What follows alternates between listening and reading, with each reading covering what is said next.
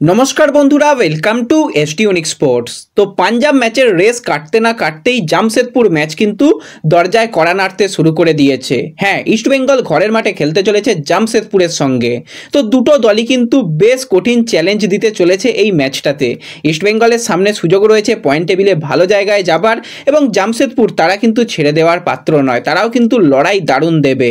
তো দুটো দলের রেকর্ড নিয়ে কথা বলবো, হেড টু হেড নিয়ে কথা বলবো, ইস্টবেঙ্গল কি পরিকল্পনায় যেতে চলেছে, এই ম্যাচটাতে কতজন প্লেয়ার অ্যাভেলেবেল রয়েছে, সমস্তটা নিয়েই কিন্তু আমরা আলোচনা করে নেব এই ভিডিওতে।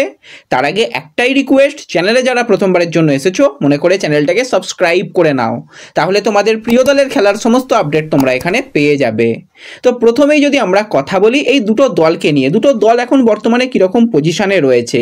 প্রথমেই আমরা কথা বলবো জামশেদপুরকে নিয়ে। জামশেদপুর কিন্তু শুরুটা ভালো করলেও মাঝখানে বেশ তাদের ছন্দ পতন হয়েছিল, কিন্তু আস্তে আস্তে লাস্ট দুটো ম্যাচে কিন্তু তারা ছন্দ ফিরে পেয়েছে। এখন পর্যন্ত জামশেদপুর 6 নম্বর পজিশনে রয়েছে। 10 ম্যাচ থেকে কিন্তু তারা 18 পয়েন্ট সংগ্রহ করতে পেরেছে। এবং জামশেদপুরের যদি আমরা লাস্ট 5টা ম্যাচ নিয়ে কথা বলি, 3টে ম্যাচ কিন্তু হারের হ্যাট্রিক ছিল, তারপর মোহামেডানের সঙ্গে তারা ম্যাচ জিতেছিল, এবং লাস্ট ম্যাচটাও কিন্তু তারা জিতে আসছে পাঞ্জাবকে হারিয়ে। তো দুটো দল এরকমভাবেই খেলতে চলেছে, দুটো দলই লাস্ট ম্যাচ পাঞ্জাবকে হারিয়েছে। তো পাঞ্জাবকে হারিয়েই দুটো দল নামতে চলেছে। আর ইস্ট বেঙ্গলে যদি আমরা লাস্ট 5টা ম্যাচ নিয়ে কথা বলি, তো ইস্ট বেঙ্গল বর্তমানে পয়েন্ট টেবিলের 11 নম্বর পজিশনে রয়েছে 10 পয়েন্ট নিয়ে, কিন্তু লাস্ট 5টা ম্যাচে বেশ ভালো পারফরমেন্স, 3টে জয়, একটা ড্র আর একটা কিন্তু ম্যাচ হেরেছে ইস্ট বেঙ্গল। তো ওভারঅল কিন্তু দুটো দলই লাস্ট ম্যাচ পাঞ্জাবের সঙ্গে খেলেছে এবং পাঞ্জাবকে হারিয়ে খেলতে আসছে। এবার যদি আমরা জামশেদপুর দলকে নিয়ে কথা বলি, জামশেদপুর কিন্তু বেশ কিছুটা স্ট্রাগল করছিল, কারণ যেরকমভাবে তাদের মাঝখানে ছন্দপতন হয়েছিল সেখানে প্রচুর তারা গোল হজম করেছে। 10 ম্যাচে কিন্তু 21টা গোল হজম করেছে, মানে ভাবতে পারছো প্রচুর গোল তাদের হজম করতে হয়েছে। গোলও কিন্তু 16টা করেছে, সেখানে ইস্ট বেঙ্গল কিন্তু 11 ম্যাচে 16টা গোল হজম করেছে, 12টা গোল করেছে। ইস্টবেঙ্গল গোল হয়তো একটু কম করছে, ইস্টবেঙ্গলকে এই জায়গাটাতে উন্নতি করতে হবে।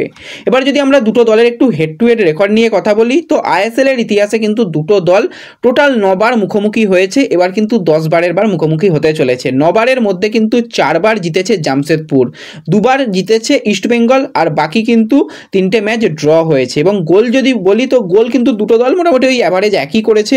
ইস্টবেঙ্গল কিন্তু 8টা গোল করেছে, আর অপরদিকে জামশেদপুর কিন্তু 10টা গোল করেছে। এবং লাস্ট যেটা এই বছরই আমরা দেখলাম, ডবল হেডার ম্যাচের প্রথম যেটা ম্যাচ ছিল জামশেদপুর ঘরের মাঠে খেলেছিল, সেখানে কিন্তু ইস্টবেঙ্গল 2-0 গোলে ম্যাচটা হেরে এসেছিল। তো তারপর থেকে কিন্তু ইস্টবেঙ্গল আস্তে আস্তে চ্যালেঞ্জ লিগে বেশ ভালো করেছিল অস্কারের আমলে, এবং আইএসএলেও কিন্তু যথেষ্ট ভালো করছে অস্কারের হাত ধরে। তো ওভারঅল কিন্তু দুটো দল এরকম পজিশনে রয়েছে।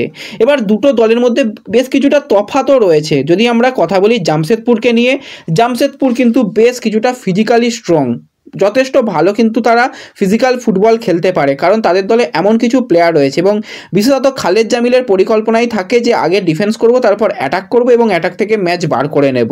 তো সেইভাবেই কিন্তু খালেদ জামিল খেলা। এবং তাদের দলে যদি বিদেশিদের মধ্যে কথা বলি, দৈত্যকার দুজন ডিফেন্ডার রয়েছে, একজন হচ্ছে লার্জার ক্রিস্কোভিচ, এখনও পর্যন্ত সেইভাবে পারফরমেন্স করতে পারছে না, তবু কিন্তু ওভারঅল ভালোই খেলছে।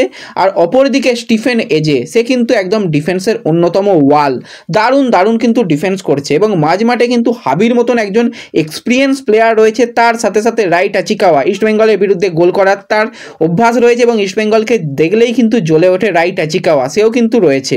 আর আপ ফ্রন্টে ইস্টবেঙ্গলেরই হয়ে খেলে যাওয়া প্লেয়ার জাভিয়ার সিবেরিও টোরো রয়েছে, তার সাথে কিন্তু রয়েছে আরও একজন স্ট্রাইকার, সেও কিন্তু যথেষ্ট ভালো ছন্দে রয়েছে, সেটা আর অন্য কেউ নয়, জর্ডান মারে আর সিবেরিও টোরো মিলে কিন্তু দুজনেই গোল করেছে। সিবেরিও 4টে গোল করেছে, মারে কিন্তু 3টে গোল করেছে, তারা গোল করছে। আর ইস্টবেঙ্গলের কাছে একটু সমস্যার জায়গা রয়েছে, সেটা হচ্ছে বিদেশিদের ক্ষেত্রে। দুজন বিদেশি প্লেয়ার তো খেলতে পারছে না, তাদের ছাড়া খেলতে হবে। সাউল ক্রেসপো সে খেলতে পারছে না, আর মাদি তালাল তো সিজন আউট।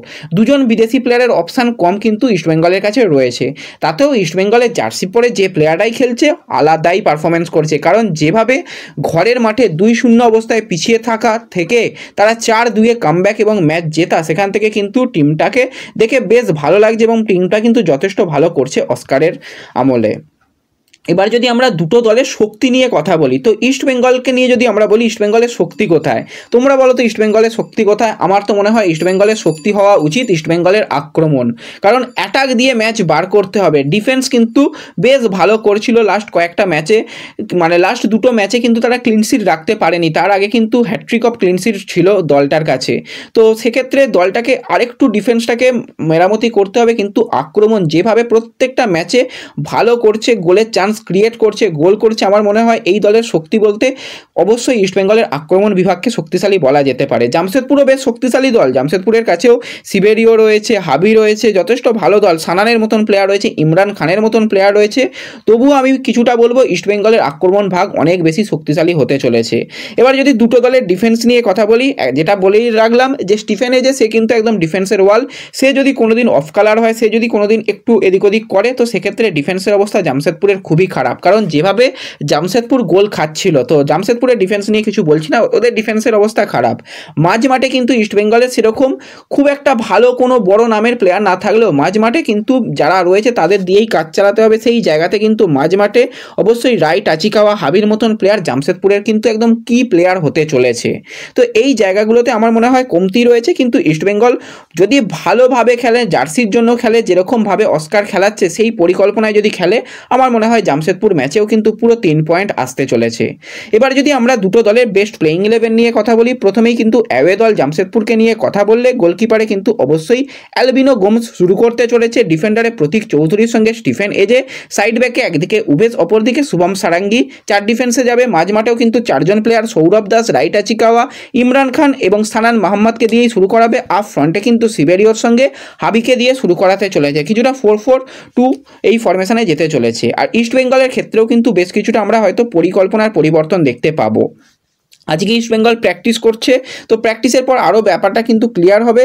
তবুও যদি আমরা ইস্টবেঙ্গলের বেস্ট প্লেইং 11 নিয়ে কথা বলি, গোলে গিল তো শুরু করছে নো ডাউট, ডিফেন্ডারে জোড়া বিদেশি হেক্টর এবং হিজাজিকেই আমরা দেখতে পাবো, সাইডে কিন্তু লালচংনুঙ্গা এবং রাকিব, তাদের দিয়েই কিন্তু শুরু করানো হবে। মাঝমাঠে নিয়ে যদি আমরা কথা বলি, তো মাঝমাঠে সৌভিক চক্রবর্তী, আনোয়ার আলী এবং জিকসান কিন্তু ফিরতে যেহেতু চলেছে, জিকসানকেও কিন্তু মাঝমাঠে ব্যবহার করা হবে এবং ভিষ্ণুও কিন্তু থাকবে।